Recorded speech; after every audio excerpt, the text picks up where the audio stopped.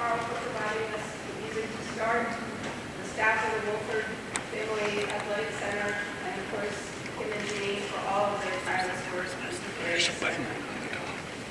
now, to the family members and friends of our students, university and invited guests, faculty, and the students, thank you for being here to share in this meaningful and symbolic moment. Today is a day of transition. Oh, sorry. See, Kim keeps us all in line.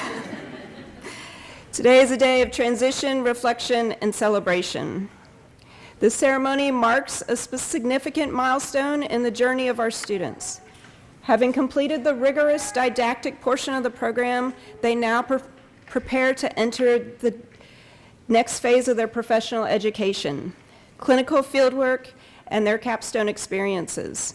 It is in these next chapters that the knowledge, values, and skills they've been building will be tested, refined, and brought to life through service to others.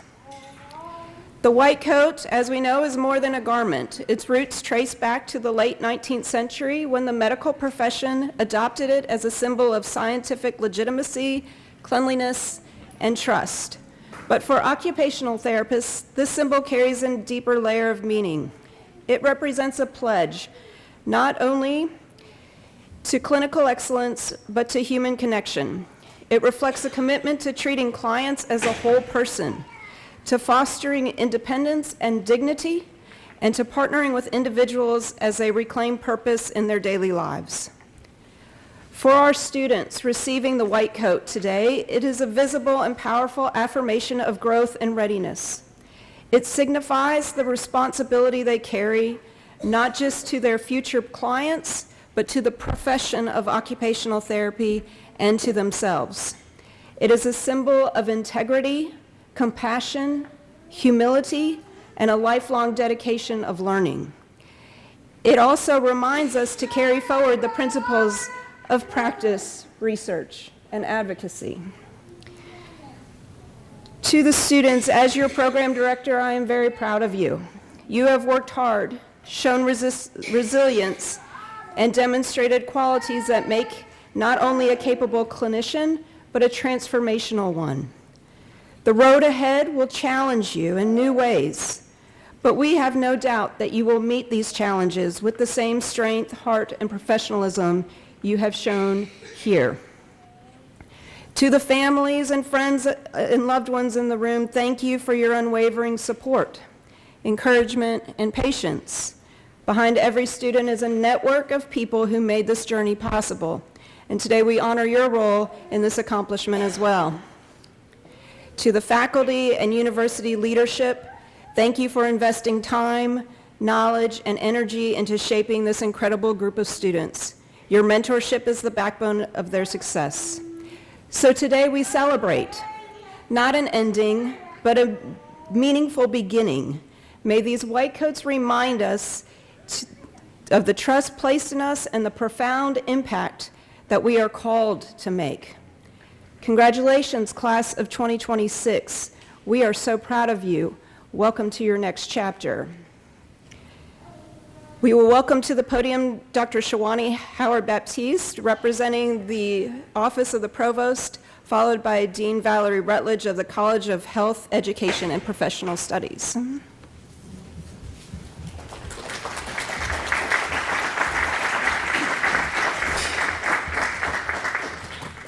Good morning, everyone, and welcome to this very special event. On behalf of Dr. Jerry Hale, Provost and Senior Vice Chancellor for Academic Affairs, I bring you the warmest greetings from the Division of Academic Affairs. It is truly an honor to stand before you today as we celebrate such a significant milestone in the journey of our students pursuing their doctorate of occupational therapy. This event marks not only a step forward in your academic careers, but also a meaningful moment in your professional development as future leaders in the field of occupational therapy, a field that touches and positively changes the lives in real time and in lasting ways. The symbolism of the white coat is very powerful. Whether it's placed gently over your shoulders or worn fully on both, it represents something much deeper than fabric. It symbolizes the weight of the profession being placed on your shoulders, a responsibility I know none of you take lightly. I'd like to take this brief moment to congratulate each of you on reaching this incredible milestone. The journey ahead may be challenging at times, but I have no doubt that you are more than capable of navigating it successfully. Your passion for helping others and your drive to make a difference will be the guiding force as you all move forward in the next stage of your education and professional career. You are receiving this coat today because these outstanding faculty members and staff believe in you. They know that you will carry the responsibility and carry it well. So again, congratulations and welcome to the next chapter of your journey.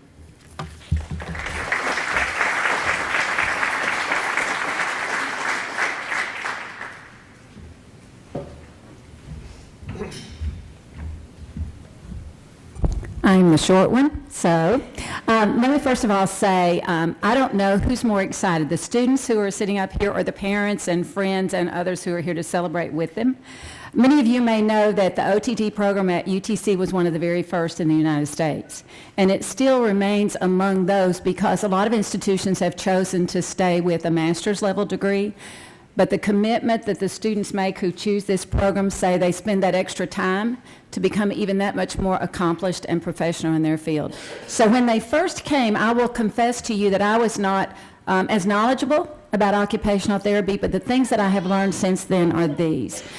When you have an injury or a significant life-changing event, you may start with the physical recovery, but sometimes even more important is the emotional recovery and the ability to adapt and change so that you continue to do things you did before, but in different ways. And that's what these people are who are sitting in front of us that they're preparing to do, to figure out what is it that will let me continue to have the life that I had before? What will let me adapt so that I can be successful and maybe in many different ways that I had not considered? And I will say, as a person who's older, I have watched my parents benefit from occupational therapy, so I know how valuable it is. So thank you for you all choosing this profession. Thank you for those of you who have supported them from the very beginning and from the faculty who've prepared them to enter this next phase of their careers. Congratulations.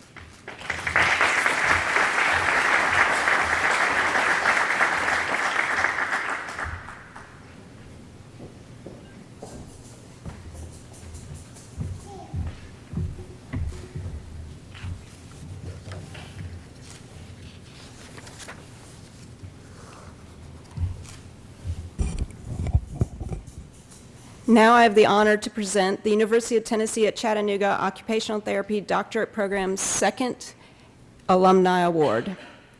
This award recognizes a graduate has not only excelled professionally, but who continues to uplift and strengthen the UTC OTD program through mentorship, leadership, and meaningful engagement.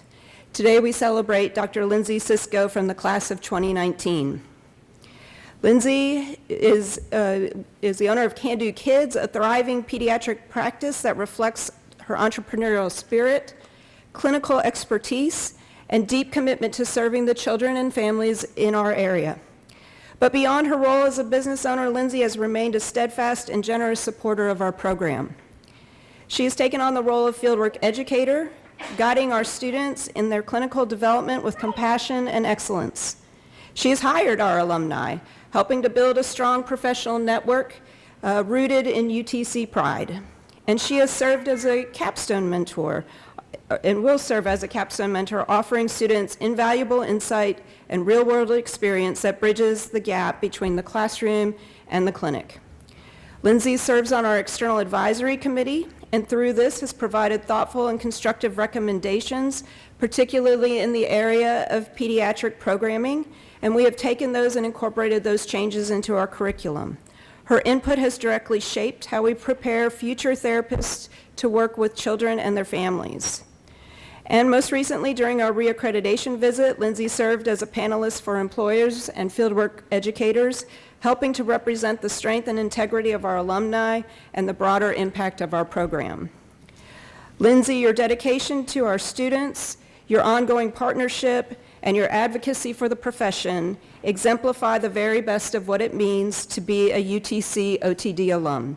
We are incredibly proud of the work that you are doing and deeply grateful for the ways you continue to back this community. Please join me in congratulating the recipient of the 2025 Alumni Award, Dr. Lynnze Cisco.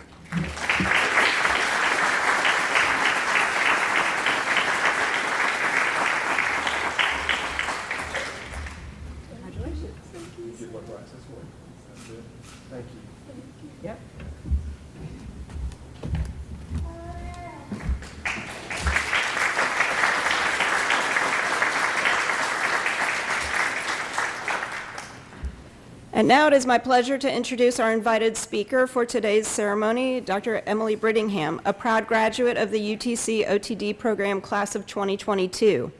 Emily completed her studies during one of the most challenging times in recent history, the height of the COVID-19 pandemic. Despite the uncertainty and constant change, she met every challenge with positivity, resilience, and a heart full of kindness, qualities that continue to define her personally and professionally. Since graduating, Emily has remained closely tied to the profession as well, taking a student this past spring for her fieldwork, and she also served on the alumni panel during reaccreditation. Emily is a bright light in the community, a compassionate practitioner, and dedicated alum, someone whose energy uplifts every space she's in. We're honored to have her here with us. Please welcome Dr. Emily Brittingham.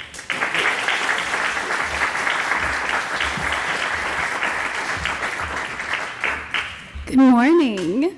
As Dr. Hackathorne mentioned, my name is Emily Brittingham. I graduated with the class of 2022, and I'm proud to be a graduate of the UTC OT program.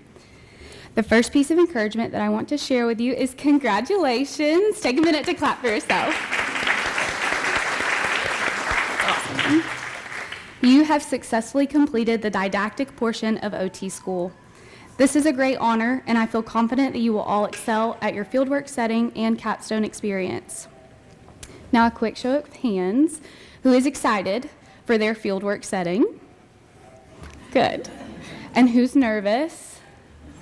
Very fair, very fair.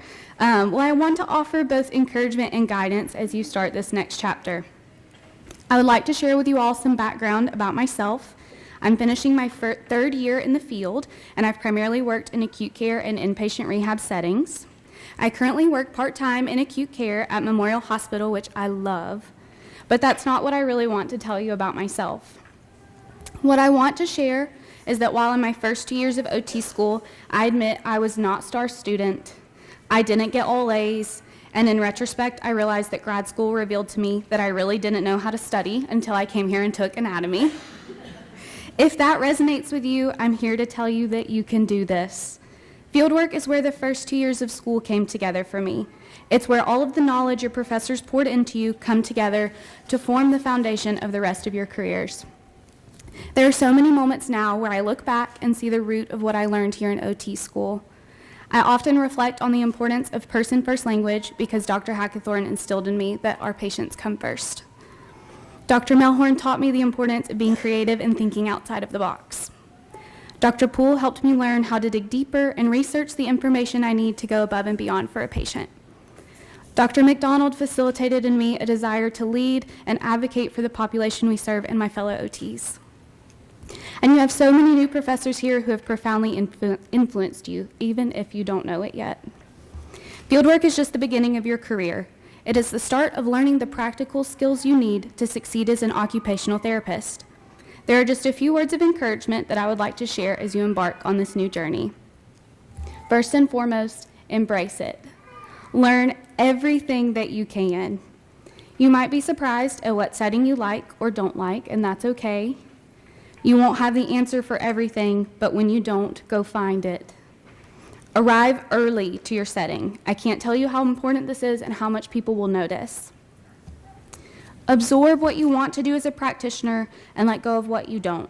You will see many different approaches in the field. Some may resonate with you. Some may go against what you've been taught in school. I think I've seen a few pegs and cones, unfortunately, in the last few years. And some approaches you may choose not to do once you're working. All of that is normal and part of deciding the kind of therapist you're meant to be. Something really difficult that I learned from my fieldwork experience is that you can't make people care. I would like to take the moment to share with you a story about a patient I had during my first level 2 fieldwork at an inpatient rehab setting. I liked this patient immediately, and my heart was broken for her social situation. She had not walked in years and was primarily navigating her home from a rolling chair. She also had not left her home in several years due to some significant anxiety. When she came to us, she was severely deconditioned and very opposed to leaving her room and having the other patients see her in the gym. I made it my personal mission to get her walking, or at the very least standing again. Now, this patient was as kind as she was stubborn, but we had bonded. There were days she absolutely refused to work with me, and I couldn't understand why she didn't want to fight to get better. I worked with her for 4 weeks, and every day she fought me tooth and nail when I would try to convince her to let me help her stand. I couldn't make her change her mind. She had to decide that she wanted to get better for herself.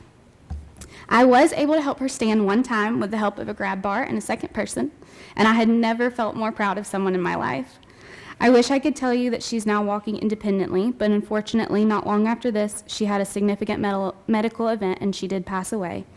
I couldn't change her medical status or make her want to choose to get better, no matter how much I cared about her. It also took time and intentionality to build a relationship of trust where she would let me work with her. You won't always have that kind of time or the resources a patient needs. All of that is out of your hands, but you can still take the time to be compassionate and give them what you know they need. But that's just one example of a situation you might face in fieldwork. Sometimes you have a patient who is so willing to fight to improve that it shapes your whole view of OT. So now I'd like to tell you about my friend Dana. I reached out to Dana to ask for permission to share her story with you today. Dana came to us at Memorial last November. She'd had a significant stroke that left her unable to swallow. She had extensive balance impairments, and she had double vision that prevented her from being able to open both eyes, keep them both open at one time. She also had a 5-month-old baby at home. Immediately, Dana was determined to get better. One of our PTs who specializes in vision rehab provided her with exercises to manage the double vision and try to reorient her vestibular system. We worked with her every single day to get her up and walking again. Sorry, this is very meaningful to me. Within a week, she was able to do a sponge bath at the sink. She would do the exercises we gave her consistently, practicing them every single day, even when we weren't working with her. And most of all, she was determined to be able to swallow again and work diligently on her swallow exercises. Unfortunately, while she's in the hospital, she had to have a peg tube placed because she wasn't receiving enough nutrition. She was told that it would be a minimum of 3 months that she would be needing the peg tube for primary nutrition. I couldn't be happier to share with you that within a matter of weeks, she was eating a diet of full soft foods. She was walking without a walker and managing all of her ADLs independently. She went home to her husband and son right before Christmas. Now she's thriving, caring for her almost 1-year-old, working out, cooking, and healing. She no longer has the peg tube, and she's making a full recovery. Dana put in the work to heal, and our role is to facilitate that. One of the hardest lessons I'm learning is that you can't control everything about a patient's outcome, but I can't describe the joy you'll feel when you get to help your patients be independent again. Your fieldwork setting might be your dream, or it may reveal what area you don't enjoy as much, and that's okay. Our field is unique because there are a multitude of settings where we fit in. Know that this is just the start. I'm learning that to be a truly exceptional therapist, you have to be willing to be a lifelong learner. You will face new and unique situations regularly. Being able to adapt, change, and grow is what will set you apart. You have everything you need to succeed inside of you. When you face a challenge, don't be afraid to ask for guidance from your professors, classmates, and colleagues. You're about to enter a very special community of practitioners. Welcome to OT, and thank you.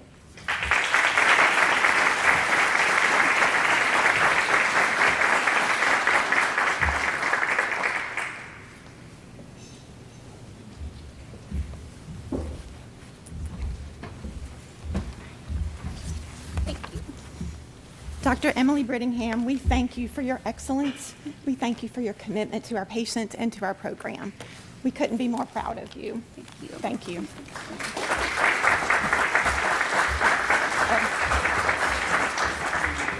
Right in the middle, right there. Perfect. Perfect. That's it. And looking right here. Very good. Thank you.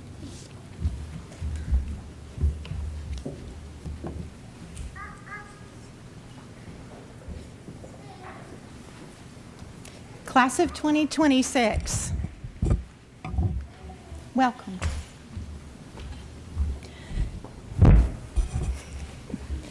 I'm loud. Our first white coat recipient, Miss Anna Berry.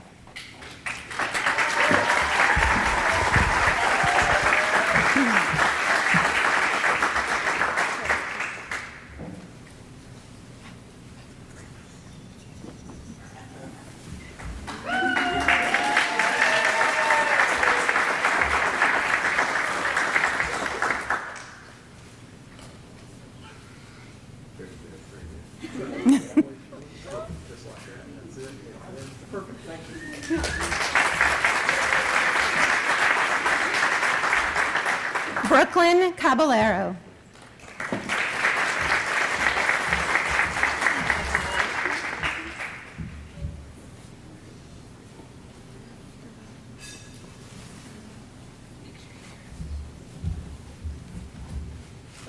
Oh, That's it.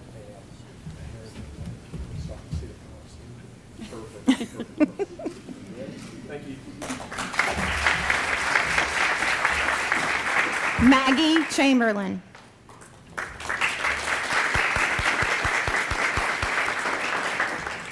Claire Clemmons.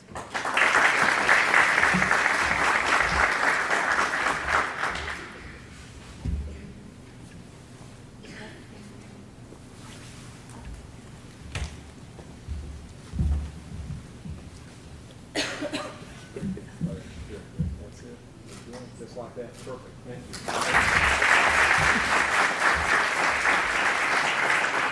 Michaela Clouse.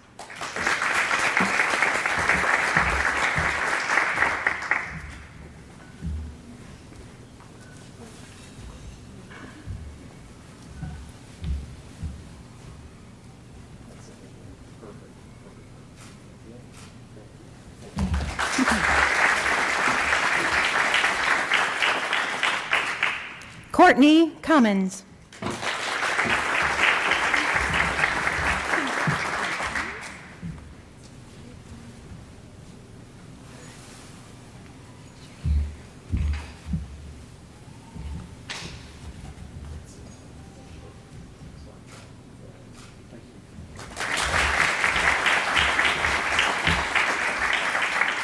Emma Deeds.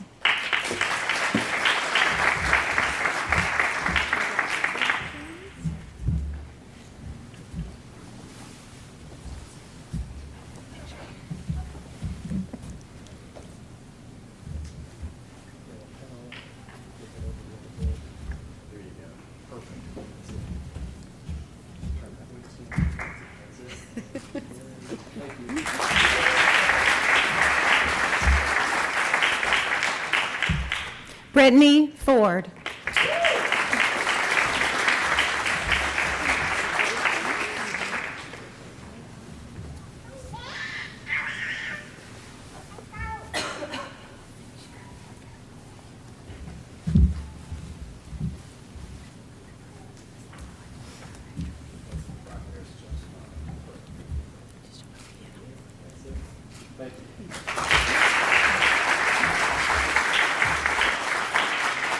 Lidya Indrajaya.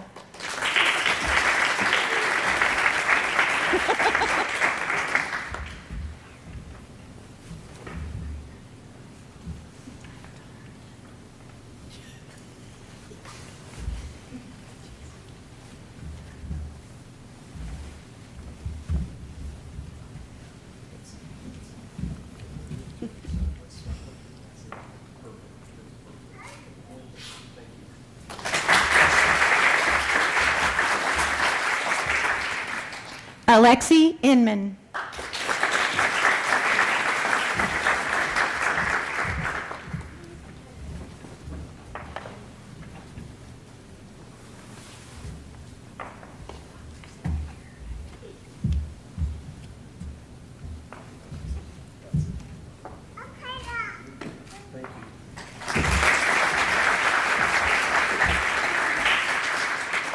Viktoriya Marushka.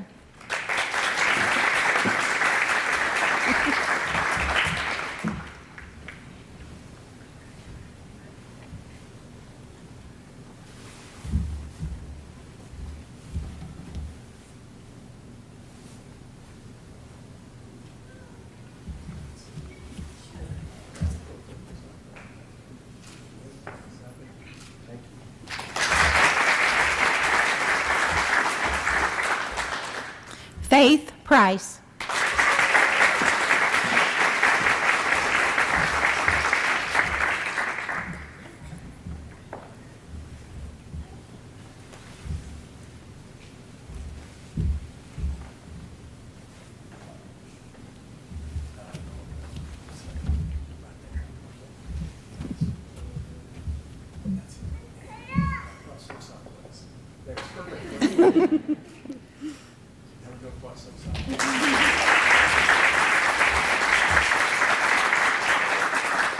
Allie Russell.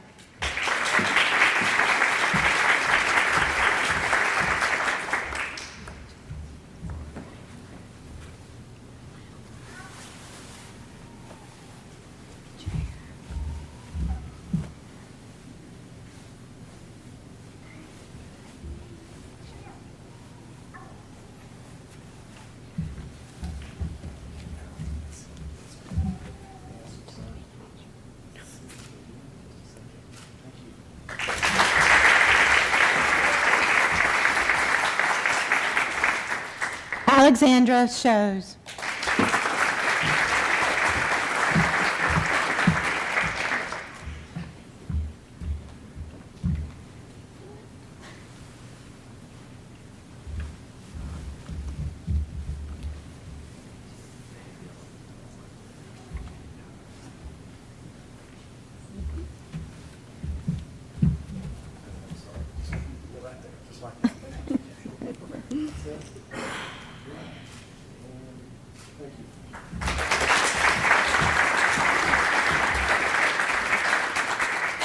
Sam Strandberg.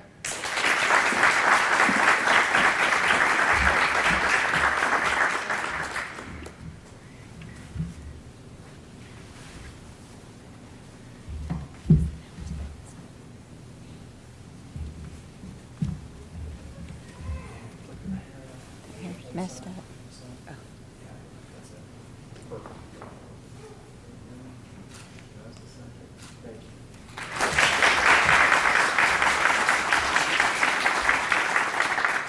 Riley Vallot.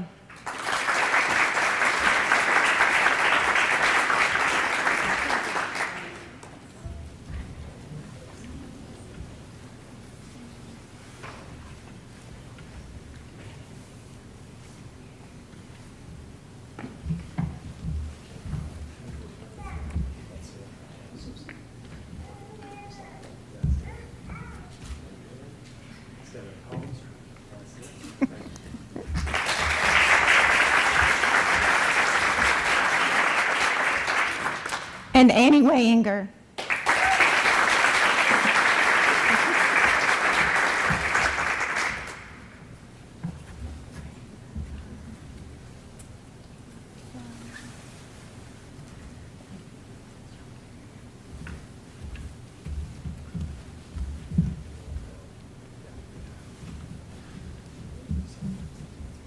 That's perfect. Great smile.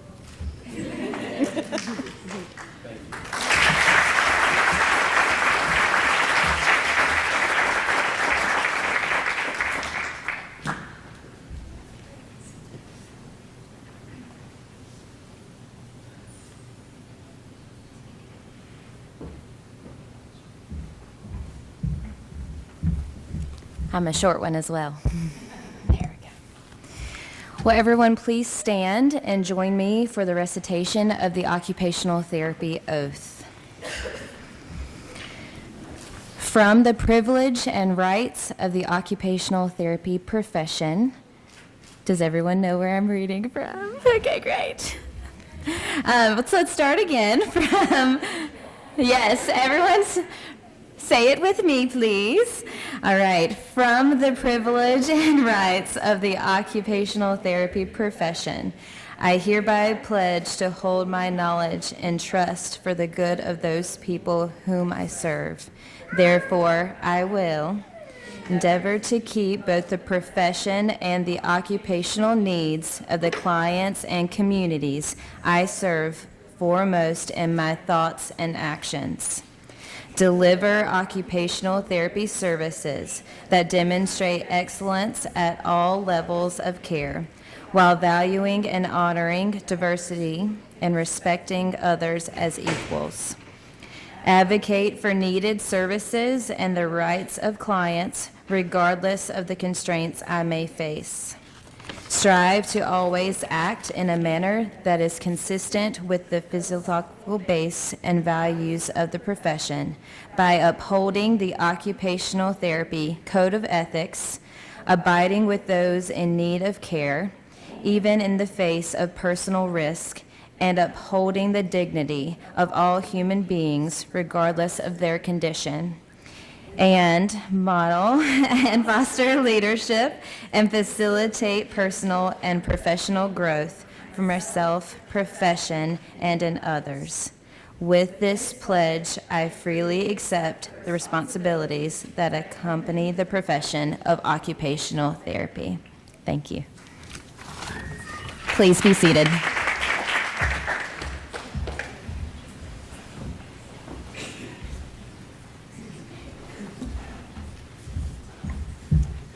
Hello, everyone. I'm closing this out. My name is Kozell. I'm the Academic Fieldwork Coordinator. I am so excited and so proud of you guys and to be part of, we're going to get to know each other really well these next two fieldwork rotations. And I wanted to encourage you that you always have 6 occupational therapists at your disposal if you have any questions or needs at all during your time.